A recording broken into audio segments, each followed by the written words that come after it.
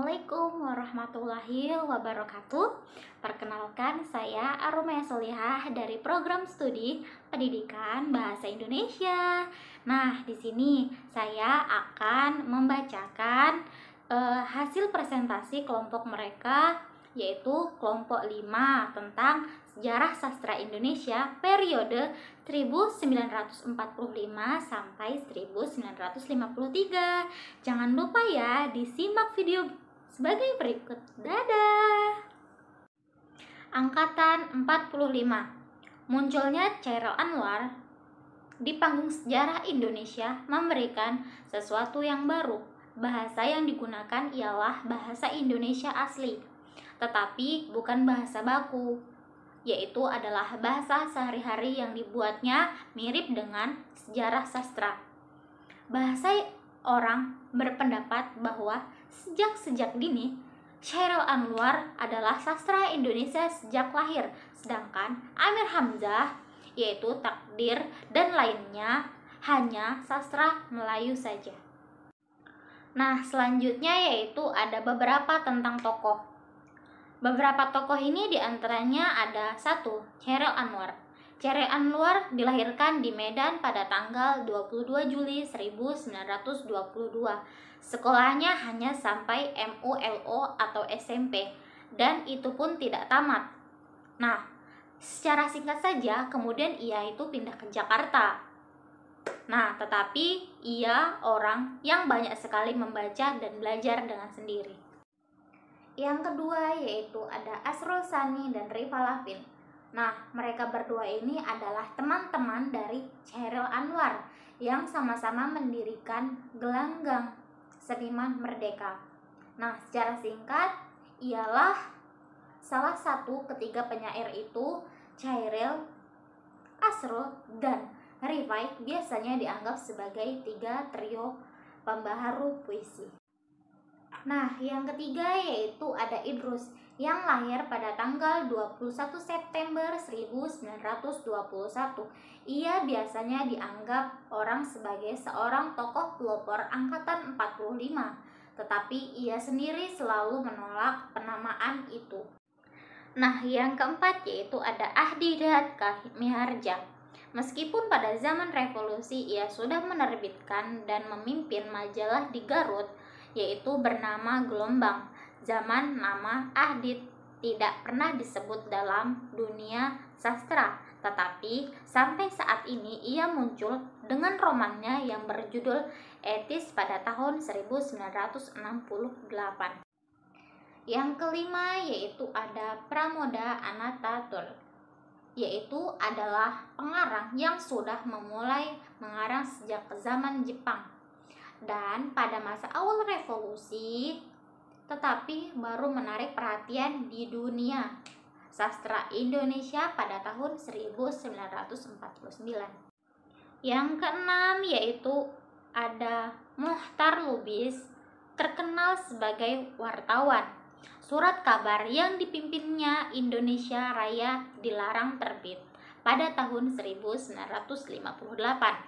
Ia sendiri sejak lahir tahun 1956 ditahan dengan tuduhan, yaitu bukan-bukan hampir 9 tahun ia sekolah pada rezim pemerintah Soekarno tanpa pemeriksaan.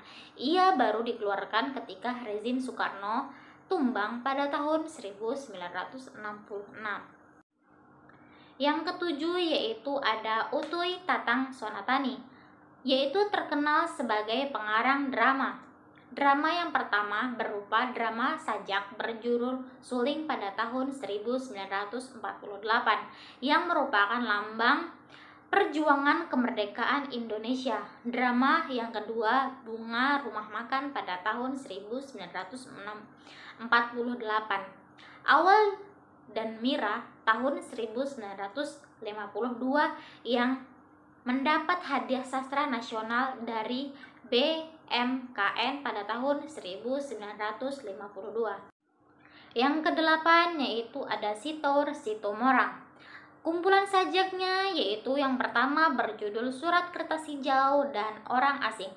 Dalam kumpulan ini Sitor kebanyakan mempergunakan sonata dalam mengisahkan pengalaman dan petualangannya selama di Eropa. Yang kesembilan yaitu ada Aoh K. Hadimaja. Pada masa Jepang, ia turun ke Jakarta dan bekerja sebagai penerjemah Sunda di kantor pusat kebudayaan. Sajak-sajaknya yang dimuat dalam majalah Pujangga Baru sebelum perang banyak menyanyikan keindahan alam. Pada masa Jepang, ia menulis sajak-sajaknya yang religius. Nah, yang ke-10 yaitu ada M. Balfs dan Rusman Sutia Sumarga.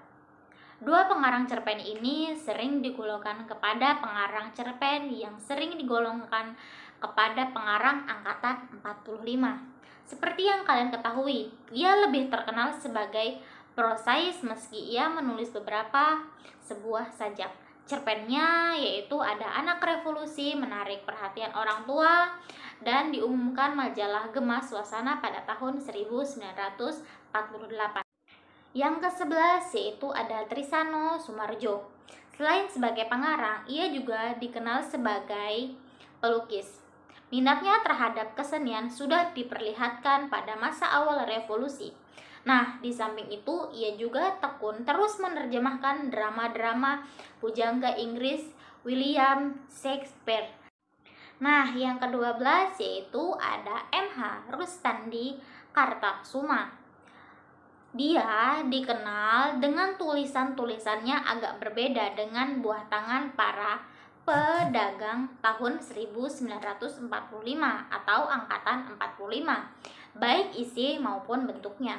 Ia sendiri tidak menganggap bahwa dirinya tergolong kepada angkatan 45, tetapi ia mulai muncul dengan mengumumkan tulisannya pada akhir tahun 40-an berupa sajak, drama, cerpen, dan esai. Subtema selanjutnya yaitu ada pengarang wanita. Para pengarang wanita tidak banyak jumlahnya, sekitar tahun 50-an kita hanya mengenal beberapa pengarang wanita. Seperti yang pertama ada Ida Nasution, yang kedua ada Walujati Supangkat, yang ketiga yaitu ada R. Rukyah atau Kertapati, yang keempat ada S.T. Nuraini atau Sani, yang kelima yaitu ada Suwarsih atau Jojo Puspito. Nah, teman-teman, subtema selanjutnya yaitu ada beberapa tokoh lain. Yang pertama yaitu ada P. Sengojo, yaitu ketika menulis esai ia menggunakan nama Suripman. P. Sengojo memang dikenal sebagai pengarang yang gemar menggunakan nama-nama samaran. Yang kedua yaitu ada Muhammad Ali. Ia mempunyai nama lengkap yaitu Muhammad Ali Merikar. Ia dikenal sebagai pengarang cerita pendek, novel, dan naskah drama. Yang ketiga yaitu ada Dodong Jiwe Parja. Ia lahir di Tanah Sunda di Banyuresmi, Garut, Jawa Barat pada tanggal 25 September 1928 dan ia meninggal pada tanggal 23 Juli 2009. Dodong yang menganut agama Islam menempuh pendidikan mulai dari SD pada tahun 1916 dan SMA pada tahun 1951 di kota Bandung. Yang keempat yaitu ada Harjadi S. Hartowardojo. Itu adalah sastrawan Indonesia, terkenal karena novelnya yang berjudul Orang Buangan, namanya lengkap yaitu adalah Harjadi Sulaiman Hartowardojo. Dia lahir pada tanggal 18 Maret 1930 di desa Mangkuru Kidul, Prambanan, Klaten, Jawa Tengah, dan namanya yaitu adalah sebutan orang Jawa. Nah, teman-teman, yang terakhir yaitu ada kesimpulan. Sejarah sastra pada tahun 1945 sampai 1953 merupakan perkembangan awal sastra lama menjadi sastra baru yang kemudian berkembang menjadi sebuah sastra yang biasanya disebut pada periode 1945 sampai periode 1953. Sastra Indonesia ini mulai memunculkan beberapa tokoh yang begitu memukau. Nah, mungkin itu saja penyampaian saya hari ini. Jangan lupa ditekan tombol like, komen, dan subscribe untuk mendukung channel saya lebih baik ke depannya. Wassalamualaikum warahmatullahi wabarakatuh.